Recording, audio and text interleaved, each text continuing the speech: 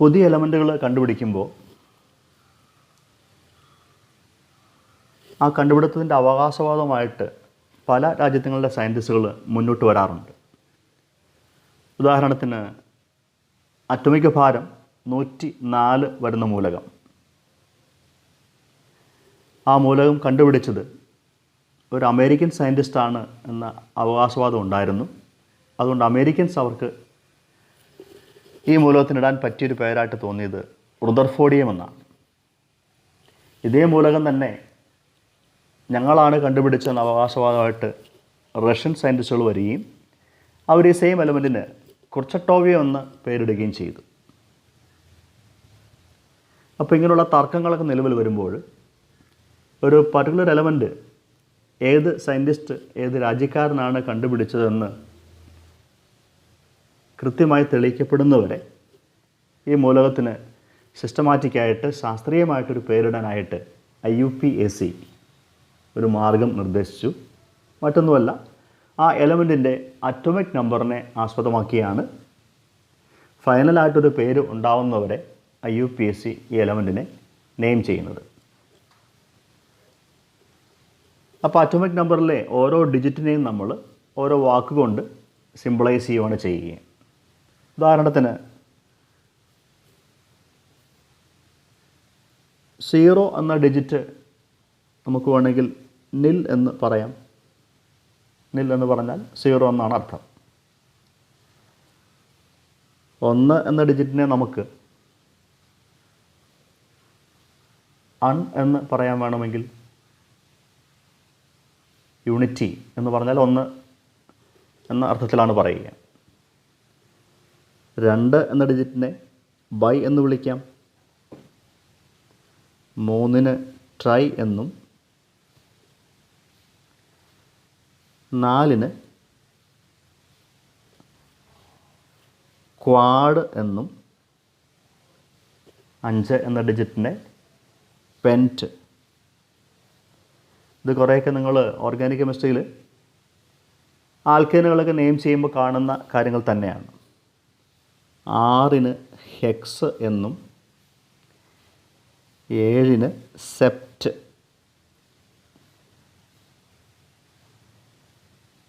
Organic കെമിസ്ട്രിയിൽ നമ്മൾ octane എന്നൊക്കെയാണ് പറയുക. ഹെപ്റ്റേൻ എന്നാണ് പറയുക. 8 ഒക്ട് എന്നും 9 എൻ എന്നും യൂസ് ചെയ്യാം. ഇനി ഈ വാക്കുകൾ പൂർണ്ണമായിട്ട് എഴുതി മുഴുവൻ പേര് പറയുന്നതിന് പകരം എലമെൻറ്റിൻ്റെ സിമ്പിൾ പറയുമ്പോൾ നിൽ എന്ന ഒരു ഡിജിറ്റ് നമ്മൾ യൂസ് ചെയ്യുന്നുണ്ടെങ്കിൽ അതിന് പകരം എൻ ഇട്ടാൽ മതി.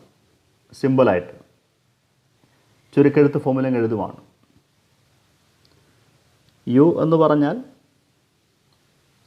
ഡിജിറ്റ് 1 എന്ന് റെപ്രസെൻ്റ് ചെയ്യും.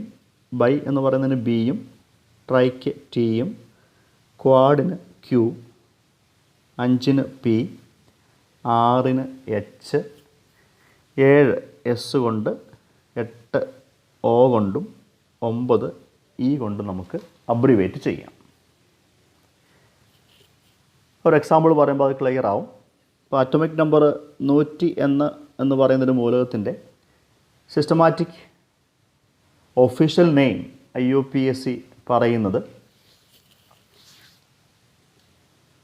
അതിൽ 1 എന്ന ഡിജിറ്റ് നമ്മൾ റെപ്രസെൻ്റ് ചെയ്യുന്നത് 1ൻ്റെ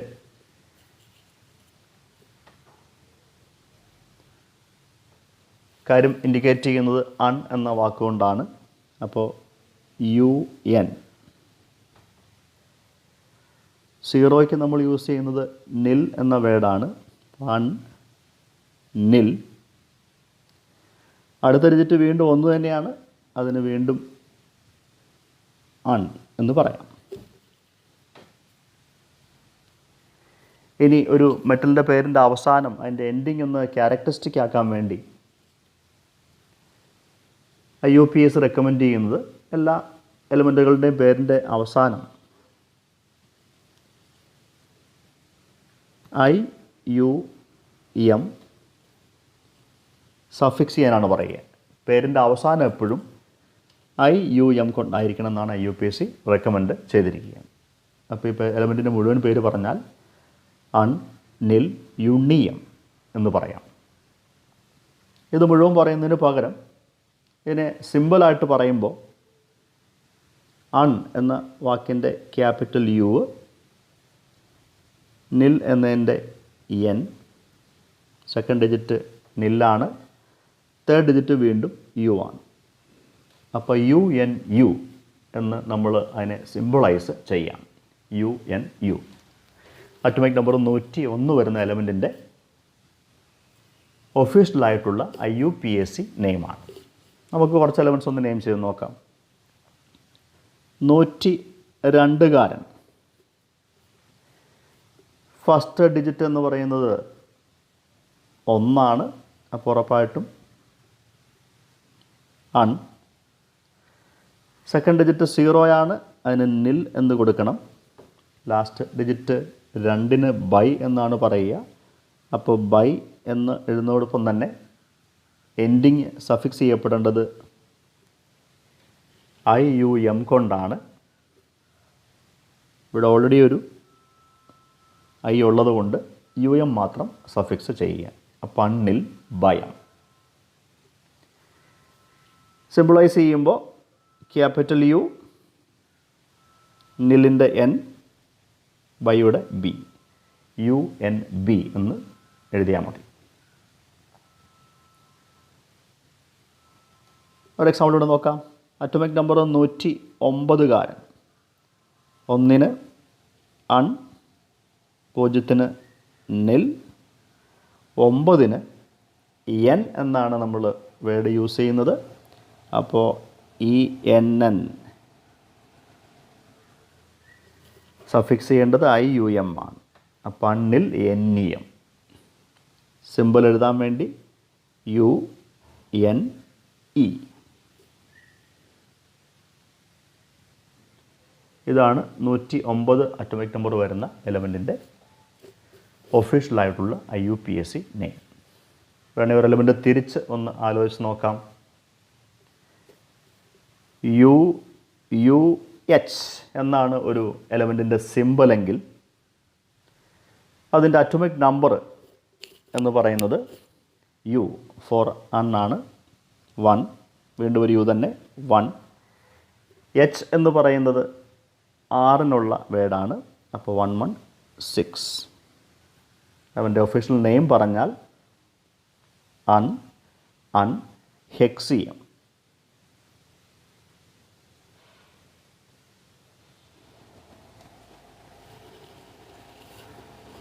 അപ്പോൾ ബാക്കിയുള്ള എലമെൻറ്റുകളുടെ സിമ്പിളുകളും IUPAC ഒഫീഷ്യൽ നെയിംസും ഒന്ന് തനിയെ ട്രൈ ചെയ്ത് നോക്കുക. ഇന്നത്തെ സെഷനിൽ നമ്മൾ ഡിസ്കസ് ചെയ്യുന്നത് പീരിയോഡിക് ടേബിളാണ്. എലമെൻറ്റുകളെ അവരുടെ ഗുണങ്ങളെ ആസ്പദമാക്കിക്കൊണ്ട് എങ്ങനെ ഒരു ടാബുലാർ ഫോമിൽ, എങ്ങനെ ഒരു ടേബിളിൽ ക്രമീകരിക്കാം, അങ്ങനെ അവയുടെ പഠനം എളുപ്പമാക്കി മാറ്റാം. ഒരു ലൈബ്രറിയൻ ചില പ്രത്യേക മാനദണ്ഡങ്ങളെ അടിസ്ഥാനമാക്കിക്കൊണ്ട് അവിടെ അവൈലബിളായ ടെക്സ്റ്റുകളെ ഷെൽഫുകളിൽ അടുക്കി വയ്ക്കും. നോവലുകളെല്ലാം ഒരു പ്രത്യേക ഷെൽഫിൽ, ഒരു പ്രത്യേക നോവലിസ്റ്റിൻ്റെ നോവലുകൾ ഒരു പ്രത്യേക ഷെൽഫിൽ വേണം അടുക്കി വയ്ക്കാം. ഡിറ്റക്റ്റീവ് നോവൽസ് മറ്റൊരു ഷെൽഫിൽ, കവിതകൾ വേറെ ഒരു ഷെൽഫിൽ. ഇങ്ങനെ ക്രമമായ ഒരു അടുക്കി വച്ചാൽ മാത്രമാണ് നമുക്ക് ആ ലൈബ്രറി നന്നായിട്ട് വിനിയോഗിക്കാനായിട്ട് സാധിക്കുകയുള്ളൂ. ഇതേപോലെ തന്നെ ഒരേ ഗുണങ്ങൾ കാണിക്കുന്ന മൂലകങ്ങളെ ഒരു ടേബിളിൻ്റെ ഒരേ കോളത്തിൽ ഒക്കെ അടുക്കി വെച്ച് കഴിഞ്ഞാൽ അവയുടെ പഠനം നമുക്ക് എളുപ്പത്തിൽ നടത്താവുന്നതാണ്. ഇപ്പോൾ മൂലകങ്ങളെ ഇങ്ങനെ അടുക്കി വയ്ക്കുമ്പോൾ അവിടെ ഏത് ഗുണമാണ് അടിസ്ഥാനപരമായിട്ട് സ്വീകരിക്കേണ്ട ക്രൈറ്റീരിയ എന്ന് ഒന്ന് ചിന്തിച്ചാൽ അംഗീകരിക്കപ്പെട്ട പീരിയോഡിക് ടേബിളുകളുടെ പഴയകാല മാതൃകകളിൽ പല ക്ലാസിക്കൽ പീരിയോഡിക് ടേബിളുകളിലും ഈ പറഞ്ഞ വർഗീകരണത്തിനായിട്ട് സ്വീകരിച്ചിരുന്ന പ്രോപ്പർട്ടി എന്ന് പറയുന്ന അറ്റോമിക ഭാരമാണ്. നമുക്ക് അങ്ങനെയുള്ള ചില ക്ലാസിക്കൽ കോൺസെപ്റ്റുകൾ, ആ പീരിയോഡിക് ടേബിളിൻ്റെ പേരുകളും അവ നിർമ്മിച്ച സയൻറ്റിസ്റ്റുകളുടെ പേരും ആദ്യം ഒന്ന് പറയാം. 1800-കളിൽ അന്ന് ഏകദേശം 31 എലമെൻറ്റുകൾ മാത്രമാണ് അറിയപ്പെട്ടിരുന്നത്. അന്ന് ഒരു സയൻറ്റിസ്റ്റിൻ്റെ പേര് ഡൊബറൈനർ എന്നാണ്.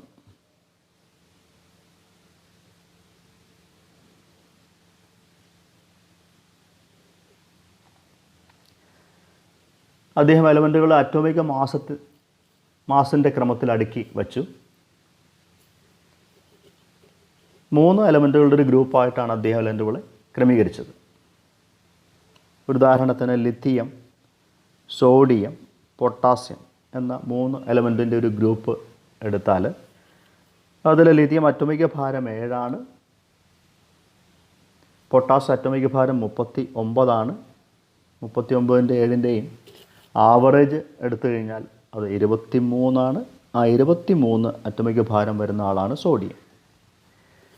അപ്പോൾ 3 എലമെൻറ്റുകളുടെ ഗ്രൂപ്പിൽ നടുക്ക് നിൽക്കുന്ന ആളുടെ അറ്റോമിക ഭാരം അങ്ങേയറ്റവും ഇങ്ങേയറ്റവും നിൽക്കുന്ന എലമെൻറ്റുകളുടെ അറ്റോമിക ഭാരത്തിൻ്റെ ആവറേജ് വരുന്ന 3 പേരുടെ ഒരു ഗ്രൂപ്പാണ് ഡൊബറൈനർ നിർമ്മിച്ചത്. ഇങ്ങനെ 3 എലമെൻറ്റുകളുടെ ഗ്രൂപ്പായതുകൊണ്ട് അവനെ ഡൊബറൈനർ വിളിച്ച പേര് ട്രയാഡുകളെന്നാണ്. ട്രയാഡ്. അപ്പോൾ ലിത്തിയം, സോഡിയം, പൊട്ടാസ്യം ഒരു ഡോബറൈനേഴ്സ് ട്രയാഡിന് എക്സാമ്പിളാണ്. മലയാളത്തിൽ തന്നെ ത്രികങ്ങൾ എന്നൊക്കെ നിങ്ങൾ പഠിച്ചിട്ടുണ്ട്. ഡോബറൈനേഴ്സിൻ്റെ മറ്റൊരു ട്രയാഡ് പറഞ്ഞാൽ ഹാലജൻസിൽ ക്ലോറിൻ, ബ്രോമിൻ, അയോഡിൻ. ക്ലോറിൻ്റെ അറ്റോമിക ഭാരം 35.5 അയോഡിൻ്റേത് 127. ഈ രണ്ടിൻ്റെയും ആവറേജ് എടുത്താൽ അത് ഏകദേശം 80-നടുത്താണ്. അപ്പോൾ ഇത് മറ്റൊരു ട്രയാഡിന് എക്സാമ്പിളാണ്.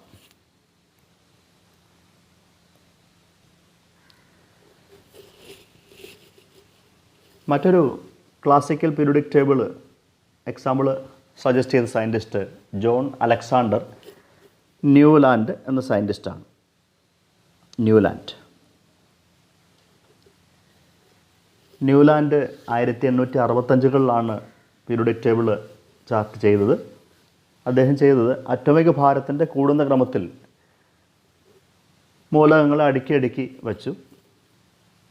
ഇപ്പോൾ lithium, beryllium, boron, carbon, nitrogen, oxygen, fluorine അറ്റോമിക ഭാരം കൂടുന്ന ക്രമത്തിൽ ഭാരം പറയാൻ ലിത്തിയം അറ്റോമിക ഭാരം 7, beryllium 9, boron 11, carbon 12, 14, oxygen 16, fluorine 19. ഇപ്പോൾ എലമെൻറ്റുകൾ ഇങ്ങനെ 1, 2, 3, 4, 5, 6, 7 എന്ന ക്രമത്തിൽ അടുക്കി വയ്ക്കുകയാണ്. ഫ്ലൂറിൻ കഴിഞ്ഞ് അടുത്ത അറ്റോമിക് ഭാരം ഉള്ള എലമെൻറ്റ് എന്ന് പറയുന്നത് 23 അറ്റോമിക് നമ്പറുള്ള സോഡിയമാണ്. സോഡിയത്തെ അദ്ദേഹം വേറെ ഗ്രൂപ്പിൽ കൊണ്ടെഴുതാതെ ലിഥിയത്തിൻ്റെ താഴെ കൊണ്ടെഴുതി. കാരണം അദ്ദേഹം നോക്കിയപ്പോൾ ലിഥിയത്തിൻ്റെ സോഡിയത്തിൻ്റെ ഗുണങ്ങൾ ഒരേപോലെയാണ്. ഒരേപോലുള്ള ഗുണങ്ങളുള്ള ആൾക്കാരെ ഒരേ ഷെൽഫിൽ അടുക്കുക ഉള്ളതാണ് നമ്മുടെ ഉദ്ദേശം. തൊട്ടുപുറകെ അടുത്ത ആൾ അന്ന് ഉണ്ടായിരുന്ന 24 അറ്റോമിക് ഭാരം വരുന്ന മഗ്നീഷ്യമാണ്. അദ്ദേഹം നോക്കുമ്പോൾ ബെറിലിയത്തിൻ്റെ മഗ്നീഷ്യത്തിൻ്റെ ഗുണങ്ങളും ഒരേപോലെ ആണ് എന്ന് കണ്ടുപിടിച്ചു. തൊട്ടുപുറകെ ഭാരം വരുന്ന ആൾ 27-കാരനായിരുന്നു അവൈലബിൾ ആയിരുന്നത്. അത് അലുമിനിയമാണ്. ബോറോണിൻ്റെ അലുമിനിയത്തിൻ്റെയും ഗുണങ്ങൾ ഏകദേശം ഒരേപോലെയാണ്. അടുത്തത് 29 എന്ന അറ്റോമിക് നമ്പർ ഉള്ള മൂലകമാണ്. അത് ഉറപ്പായിട്ടും കാർബൺ ഇരിക്കുന്ന ഷെൽഫിൽ തന്നെ വരേണ്ട ആളാണ്. 29 അറ്റോമിക് ഭാരമുള്ള മൂലകം സിലിക്കണാണ്. കാർബണിൻ്റെ സിലിക്കണിൻ്റെ ഗുണങ്ങൾ ഏകദേശം ഒരേപോലെയാണ്. അപ്പോൾ ന്യൂലാൻഡ് നോക്കിയപ്പോൾ ഒന്നാമത്തെ മൂലകവും 8ാമത്തെ മൂലകവും, രണ്ടാമത്തെ എലമെൻറ്റും 9ാമത്തെ എലമെൻറ്റും, അപ്പോൾ ചില പ്രത്യേക പീരീഡുകൾ കഴിഞ്ഞ് വരുമ്പം ഒരു പ്രത്യേക ക്രമം, സമയക്രമം കഴിഞ്ഞു വരുന്ന മൂലകങ്ങളുടെ ഗുണങ്ങൾ ആവർത്തിക്കുകയാണ്. ഇതൊരു മ്യൂസിക്കൽ നോട്ട് പോലെയാണെന്നാണ് ന്യൂലാൻഡ് വിശ്വസിച്ചത്. സപ്തസ്വരങ്ങൾ സാ രി ഗ മ പ ധ നി വീണ്ടും സ റിപ്പീറ്റ് ചെയ്യുവാണ്. അപ്പോൾ ഒരു മ്യൂസിക്കൽ നോട്ടിൽ ഒരേപോലുള്ള സ്വരങ്ങൾ ചില പ്രത്യേക സമയം കഴിയുമ്പോൾ റിപ്പീറ്റ് ചെയ്യുന്നത് പോലെ അറ്റോമിക ഭാരത്തിൻ്റെ കൂടുന്ന ക്രമത്തിൽ മൂലകങ്ങൾ അറേഞ്ച് ചെയ്യുമ്പോൾ ചില പ്രത്യേക ക്രമം കഴിയുമ്പോൾ ഒരേപോലുള്ള ഗുണങ്ങൾ ആവർത്തിക്കുന്നതായിട്ട് ന്യൂലാൻഡ് കണ്ടെത്തി. അതുകൊണ്ട് അദ്ദേഹത്തിനിട്ട പേര് ഒക്ടേവ് എന്നാണ് വിളിച്ചത്. മ്യൂസിക്കൽ നോട്ടിന് ഇംഗ്ലീഷിൽ പറയുന്ന പേരാണ് ഒക്ടേവ്. അപ്പോൾ ന്യൂലാൻഡ് എന്ന സയൻറ്റിസ്റ്റാണ് ഒക്ടേവ് എന്ന ഒരു ക്ലാസിഫിക്കേഷൻ ഡെവലപ്പ് ചെയ്തത്.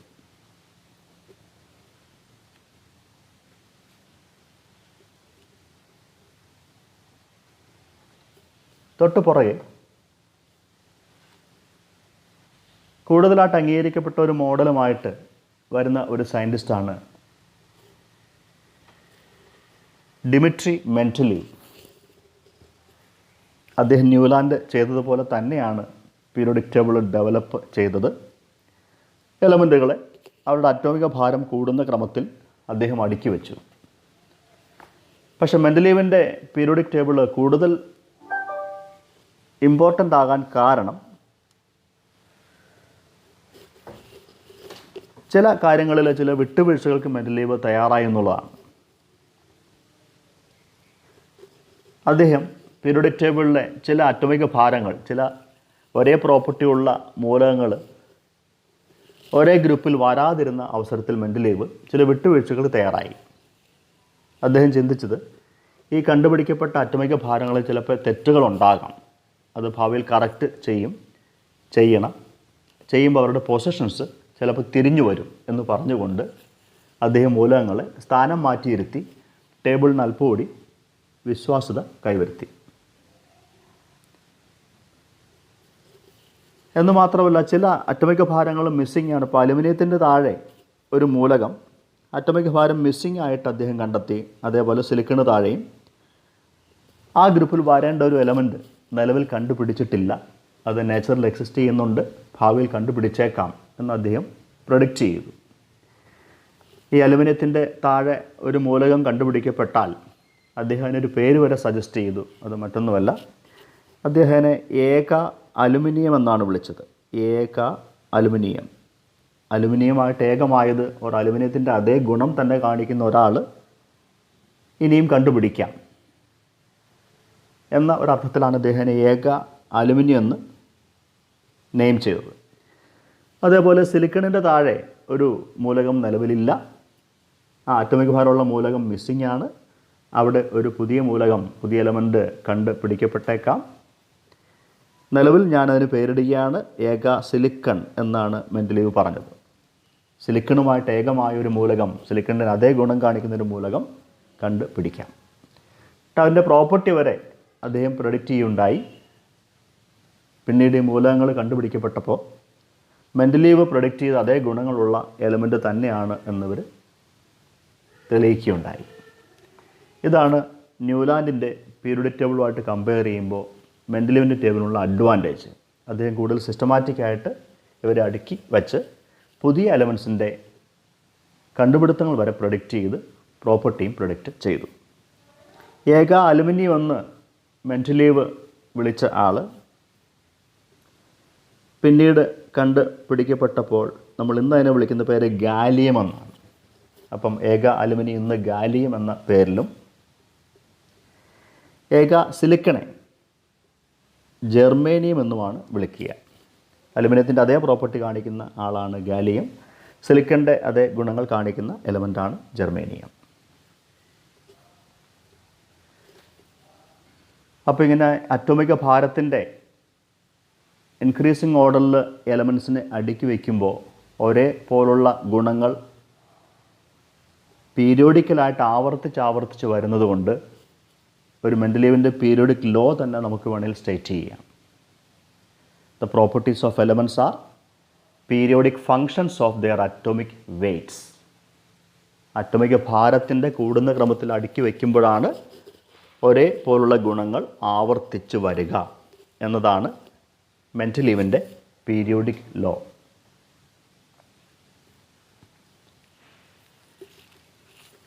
ഇങ്ങനെ ആദ്യകാലങ്ങളിലുണ്ടായ എല്ലാ പീരിയോഡിക് ടേബിളിലും വർഗീകരണത്തിനായിട്ട് എടുത്തിരുന്ന ക്രൈറ്റീരിയ എന്ന് പറയുന്ന അറ്റോമിക് മാസാണ്.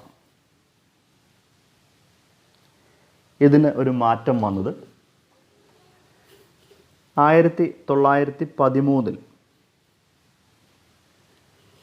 ഒരു ഇംഗ്ലീഷ് ഫിസിസ്റ്റാണ്, അദ്ദേഹത്തിൻ്റെ പേര് ഹെൻറി മോസ്ലെ എന്നാണ്.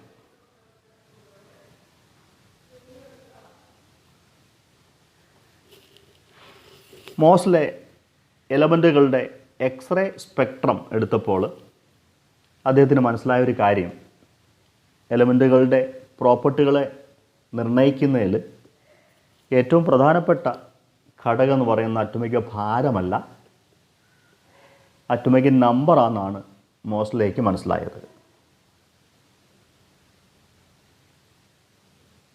അപ്പോൾ ഒരു മൂലകത്തെ മൂലകമാക്കുന്നത്, ഒരു എലമെൻറ്റിനെ ആ എലമെൻ്റായിട്ട് ക്യാരക്ടറൈസ് ചെയ്യുന്നത് അറ്റോമിക മാസല്ല, അറ്റോമിക നമ്പറാണെന്നാണ് മോസ്ലേക്ക് പിടികിട്ടിയത്.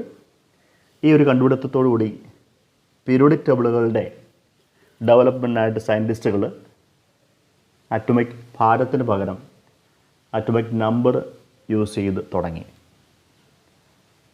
അപ്പോൾ എനിക്ക് മെൻഡലീവിൻ്റെ പീരിയോഡിക് ലോ വേണമെങ്കിൽ ഒന്ന് കറക്റ്റ് ചെയ്യാം. മെൻഡലീവ് പറഞ്ഞിരുന്നത് physical and chemical properties of elements are periodic functions of atomic mass എന്നാണ് മെൻഡലീവ് പറഞ്ഞിരുന്നത്. അപ്പോൾ മോഡേൺ പീരിയോഡിക് ടേബിളിൽ ആ ലോ നമുക്ക് കറക്റ്റ് ചെയ്ത് physical and chemical properties of elements are periodic functions of atomic number എന്ന് വേണമെങ്കിൽ വിളിക്കാം. ഇതാണ് മോഡേൺ പീരിയോഡിക് ലോ എന്ന് പറയുക.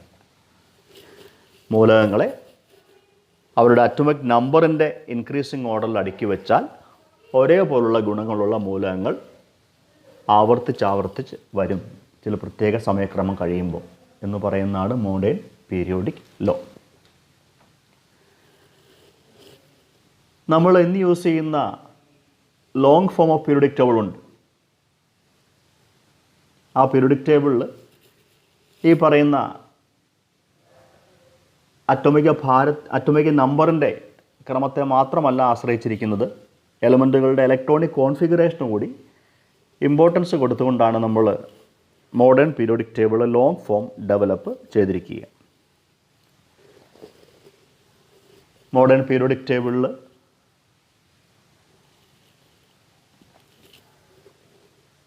18 ഗ്രൂപ്പുകളും 7 പീരീഡുകളൊക്കെ ഉണ്ട് എന്ന് നമുക്കറിയാം.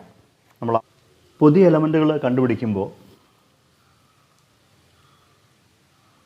ആ കണ്ടുപിടുത്തത്തിൻ്റെ അവകാശവാദമായിട്ട് പല രാജ്യങ്ങളുടെ സയൻറ്റിസ്റ്റുകൾ മുന്നോട്ട് വരാറുണ്ട്. ഉദാഹരണത്തിന് അറ്റോമിക് ഭാരം 104 വരുന്ന മൂലകം, ആ മൂലകം കണ്ടുപിടിച്ചത് ഒരു അമേരിക്കൻ സയൻറ്റിസ്റ്റാണ് എന്ന അവകാശവാദം ഉണ്ടായിരുന്നു. അതുകൊണ്ട് അമേരിക്കൻസ് അവർക്ക് ഈ മൂലകത്തിനിടാൻ പറ്റിയൊരു പേരായിട്ട് തോന്നിയത് റുദർഫോർഡിയം എന്നാണ്. ഇതേ മൂലകം തന്നെ ഞങ്ങളാണ് കണ്ടുപിടിച്ചെന്ന അവകാശവാദമായിട്ട് റഷ്യൻ സയൻറ്റിസ്റ്റുകൾ വരികയും അവർ ഈ സെയിം എലമെൻറ്റിന് കുർച്ചട്ടോവിയം എന്ന് പേരിടുകയും ചെയ്തു. അപ്പോൾ ഇങ്ങനെയുള്ള തർക്കങ്ങളൊക്കെ നിലവിൽ വരുമ്പോൾ ഒരു പർട്ടിക്കുലർ എലമെൻറ്റ് ഏത് സയൻറ്റിസ്റ്റ് ഏത് രാജ്യക്കാരനാണ് കണ്ടുപിടിച്ചതെന്ന് കൃത്യമായി തെളിയിക്കപ്പെടുന്നവരെ ഈ മൂലകത്തിന് സിസ്റ്റമാറ്റിക്കായിട്ട് ശാസ്ത്രീയമായിട്ടൊരു പേരിടാനായിട്ട് IUPAC ഒരു മാർഗം നിർദ്ദേശിച്ചു. മറ്റൊന്നുമല്ല, ആ എലമെൻറ്റിൻ്റെ അറ്റോമിക് നമ്പറിനെ ആസ്പദമാക്കിയാണ് ഫൈനലായിട്ടൊരു പേര് ഉണ്ടാവുന്നവരെ IUPAC ഈ എലമെൻറ്റിനെ നെയിം ചെയ്യുന്നത്. അപ്പോൾ അറ്റോമിക് നമ്പറിലെ ഓരോ ഡിജിറ്റിനെയും നമ്മൾ ഓരോ വാക്കുകൊണ്ട് സിംബിളൈസ് ചെയ്യുകയാണ് ചെയ്യുക. ഉദാഹരണത്തിന് 0 എന്ന ഡിജിറ്റ് നമുക്ക് വേണമെങ്കിൽ നിൽ എന്ന് പറയാം. നിൽ എന്ന് പറഞ്ഞാൽ 0 എന്നാണ് അർത്ഥം. 1 എന്ന ഡിജിറ്റിനെ നമുക്ക്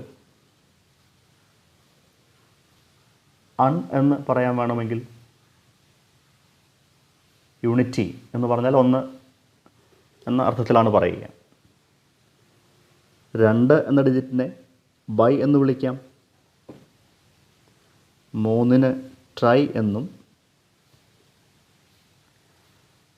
4 ക്വാഡ് എന്നും 5 എന്ന ഡിജിറ്റിനെ പെൻറ്റ്.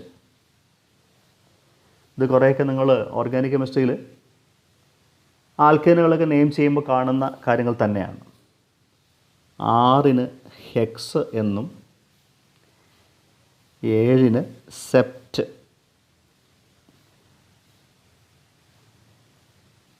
ഓർഗാനിക് കെമിസ്ട്രിയിൽ നമ്മൾ ഒക്ടേൻ എന്നൊക്കെയാണ് പറയുക.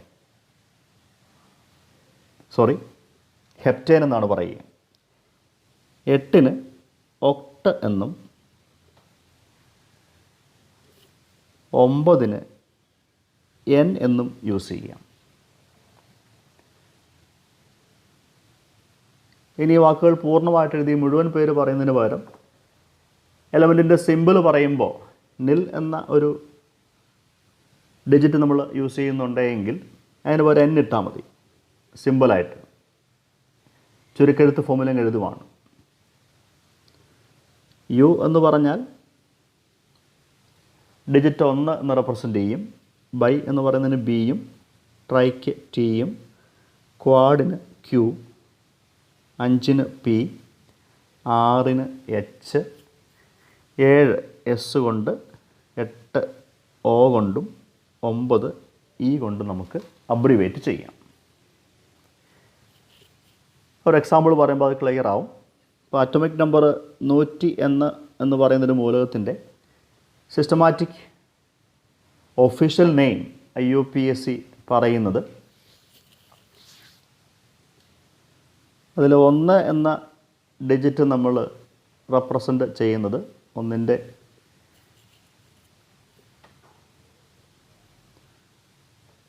കാര്യം ഇൻഡിക്കേറ്റ് ചെയ്യുന്നത് അൺ എന്ന വാക്കുകൊണ്ടാണ്. അപ്പോൾ UN. 0യ്ക്ക് നമ്മൾ യൂസ് ചെയ്യുന്നത് നിൽ എന്ന വേർഡാണ്. 1 നിൽ. അടുത്ത ഡിജിറ്റ് വീണ്ടും 1 തന്നെയാണ്. അതിന് വീണ്ടും അൺ എന്ന് പറയാം. ഇനി ഒരു മെറ്റലിൻ്റെ പേരിൻ്റെ അവസാനം അതിൻ്റെ എൻഡിങ് ഒന്ന് ക്യാരക്ടറിസ്റ്റിക് ആക്കാൻ വേണ്ടി IUPAC റെക്കമെൻഡ് ചെയ്യുന്നത് എല്ലാ എലമെൻറ്റുകളുടെയും പേരിൻ്റെ അവസാനം IUM സഫിക്സ് ചെയ്യാനാണ് പറയുക. പേരിൻ്റെ അവസാനം എപ്പോഴും IUM കൊണ്ടായിരിക്കണം എന്നാണ് IUPAC റെക്കമെൻഡ് ചെയ്തിരിക്കുക. അപ്പോൾ ഇപ്പോൾ എലമെൻറ്റിൻ്റെ മുഴുവൻ പേര് പറഞ്ഞാൽ അൺ നിൽ യുണിയം എന്ന് പറയാം. ഇത് മുഴുവൻ പറയുന്നതിന് പകരം ഇതിനെ സിമ്പിളായിട്ട് പറയുമ്പോൾ അൺ എന്ന വാക്കിൻ്റെ ക്യാപിറ്റൽ യു, നിൽ എന്നതിൻ്റെ എൻ, സെക്കൻഡ് ഡിജിറ്റ് നില്ലാണ്, തേർഡ് ഡിജിറ്റ് വീണ്ടും യു ആണ്. അപ്പോൾ UNU എന്ന് നമ്മൾ അതിനെ സിമ്പിളൈസ് ചെയ്യാം. UNU അറ്റോമിക് നമ്പർ 101 വരുന്ന എലമെൻറ്റിൻ്റെ ഒഫീഷ്യലായിട്ടുള്ള IUPAC നെയിമാണ്. നമുക്ക് കുറച്ച് എലമെൻറ്റ്സ് ഒന്ന് നെയിം ചെയ്ത് നോക്കാം. 102 ഫസ്റ്റ് ഡിജിറ്റ് എന്ന് പറയുന്നത് 1 അപ്പോൾ ഉറപ്പായിട്ടും അൺ. സെക്കൻഡ് ഡിജിറ്റ് 0 അതിന് നിൽ എന്ന് കൊടുക്കണം. ലാസ്റ്റ് ഡിജിറ്റ് 2 ബൈ എന്നാണ് പറയുക. അപ്പോൾ ബൈ എന്ന് എഴുതുന്നതോടൊപ്പം തന്നെ എൻഡിങ് സഫിക്സ് ചെയ്യപ്പെടേണ്ടത് IUM കൊണ്ടാണ്. ഇവിടെ ഓൾറെഡി ഒരു I ഉള്ളത് കൊണ്ട് UM മാത്രം സഫിക്സ് ചെയ്യുക. അപ്പോൾ അണ്ണിൽ ഭയം. സിമ്പിളൈസ് ചെയ്യുമ്പോൾ capital U, നിലിൻ്റെ N, ബൈയുടെ B, UNB എന്ന് എഴുതിയാൽ മതി.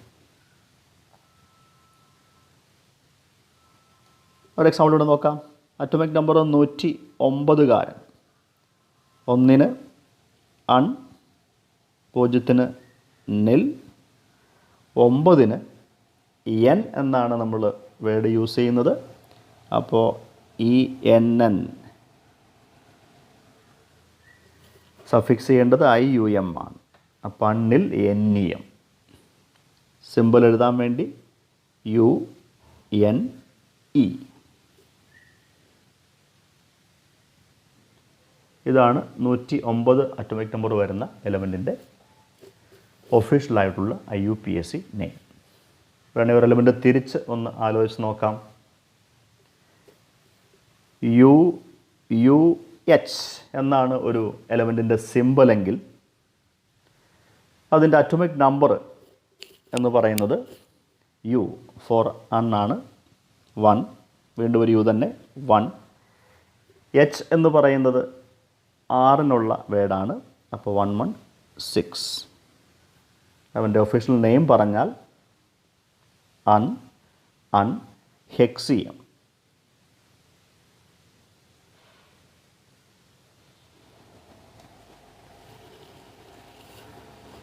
അപ്പോൾ ബാക്കിയുള്ള എലമെൻറ്റുകളുടെ സിമ്പലുകളും IUPAC ഒഫീഷ്യൽ നെയിംസും ഒന്ന് തനിയെ ട്രൈ ചെയ്ത് നോക്കുക.